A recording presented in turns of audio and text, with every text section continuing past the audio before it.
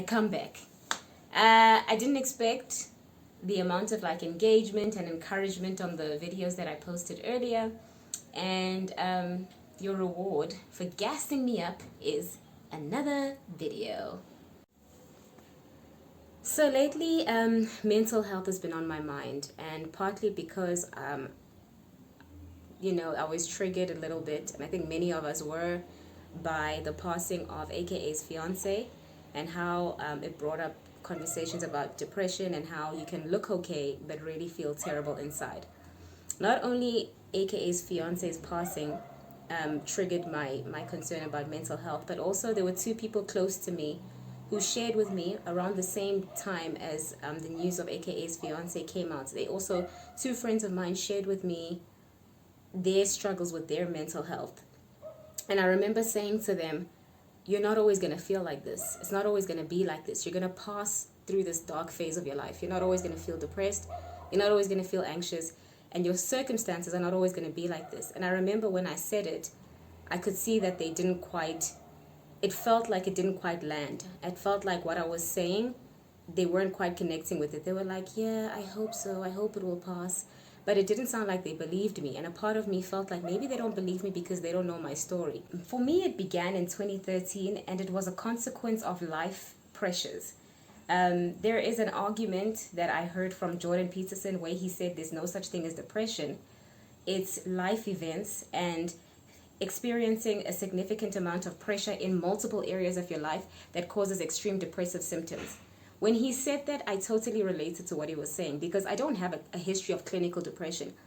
My depression began in 2013. Like the roots of it was in 2013. And it was exactly as Jordan Peterson described it. It was a consequence of significant pressure in multiple areas of my life. First significant area of pressure was in 2012. My father was diagnosed with a terminal illness. He was diagnosed with Alzheimer's, which is a form of dementia, and it was early onset Alzheimer's.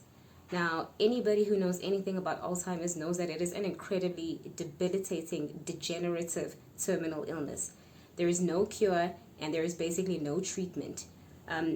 Alzheimer's has been referred to as the long goodbye because unlike cancer or other diseases like that are terminal, it is a very slow, insidious degeneration into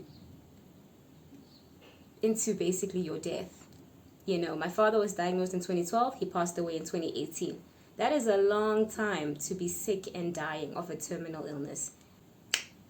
Another area of significant pressure in my life was, around that time, 2012, 2013, 14, 15, I was doing articles. 2013 to 2015, I was doing articles, and I've shared my story with articles. I hated that job.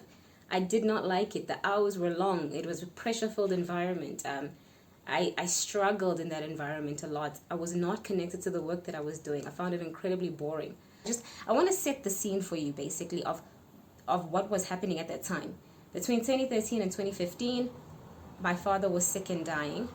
I had a job that I hated, and in my personal life, I felt incredibly stagnant, and I'll go more into detail about what I mean by that. I just want to expand more on my father's illness. In 2013, his illness really started to manifest itself. It started to manifest itself in a way that became really scary. I think when he was first diagnosed with Alzheimer's, none of us understood what we were dealing with. I know that I didn't understand what we were dealing with. I knew that Alzheimer's was a disease where people forget things. I'd watched The Notebook, and I knew that, okay, based on The Notebook, in The Notebook, the wife had Alzheimer's and she didn't remember her husband. But I didn't know how bad it was going to get. And in 2013, it was the first time where we started to get an inkling of, oh shit, we are in for a horrendous ride here. The first month on my first job straight out of varsity, my father went missing. What happened was my parents were in Johannesburg and my father was in the car. My mom went into a building to go do whatever she was doing. She was gone for a while. He fell asleep. He woke up.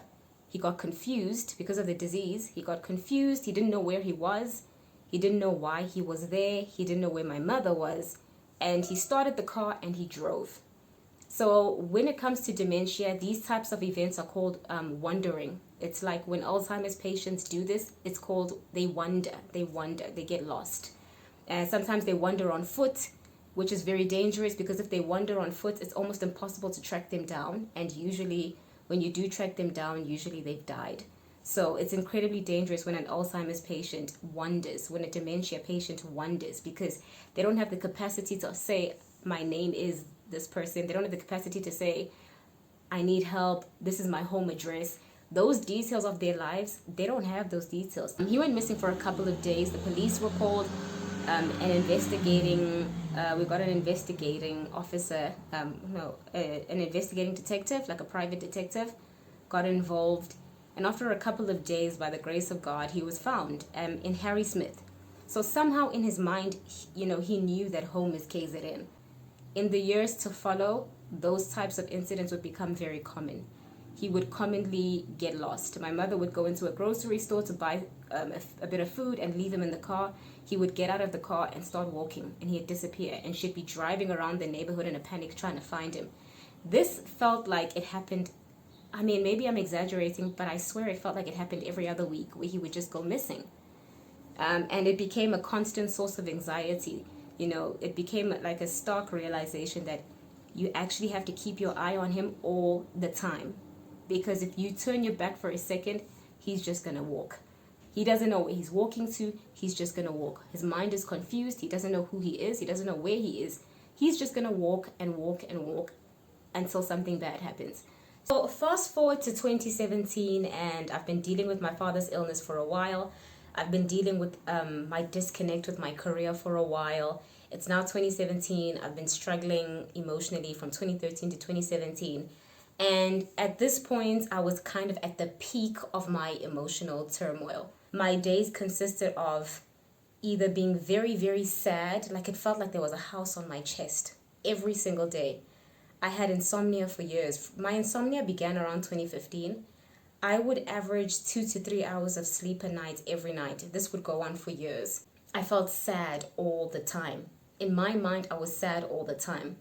I'm sure there were okay days in between, but my memory of those years between 2013, particularly the deep sadness began in 2015. The deep sadness. So from 2015 to 2017, there was a deep sadness. I can only describe it as like waves of grief that would take over me at a moment's notice. It got so bad that there was a period of time in 2017 where weeks would go by where I would cry every day. I would cry in the car going to work.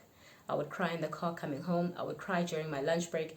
Sometimes the urge to burst into tears would hit me when I was at my desk and I'd have to run to the bathroom. And there was a bathroom in the building that I was working in. I never went to the bathroom on the same floor as my desk. I would always go downstairs to the second floor because the bathroom there was like a little bit quieter. And I'd go to the same stall and I would cry there in the same stall on the second floor bathrooms because it was just like my private place to cry. And one day I was hunched over on the toilet seat, like bawling my eyes out, like I was crying with my whole body. I was crying like somebody had told me someone had died. Like my crying was not sniffling. My crying was I was bawling. I was bawling. When I cried, it was like someone had given me bad news. In the midst of my crying, I was like, why does it feel like I'm doing this every day? And I've been doing this every day for weeks now. Like, yes, I generally do feel sad and empty, but this feels particularly bad. And in the midst of my crying, I tried to pull myself together and I looked up. Like I'm crying and I look up and there's a poster. And that poster, it's that poster, the Employee Assistance Program where they offer free counseling. For the first time, I noticed this poster and I had cried in the store many times and I'd never seen this poster. But I finally looked up, I see this poster and it's got the number of therapists, like psychologists. And I pull out my phone and I take a picture of the poster. And same time, I wash my face, I pull myself together, I go outside to the grass area, outside the building. And I make a phone call and I call these people. And they arrange to call me in the evening. So evening comes, they call me and they ask me, what's the problem? And I burst into tears. I'm like, I'm sad all the time. I'm sad all the time. I don't know what to do. I'm sad all the time. So that was my first attempt at getting professional help.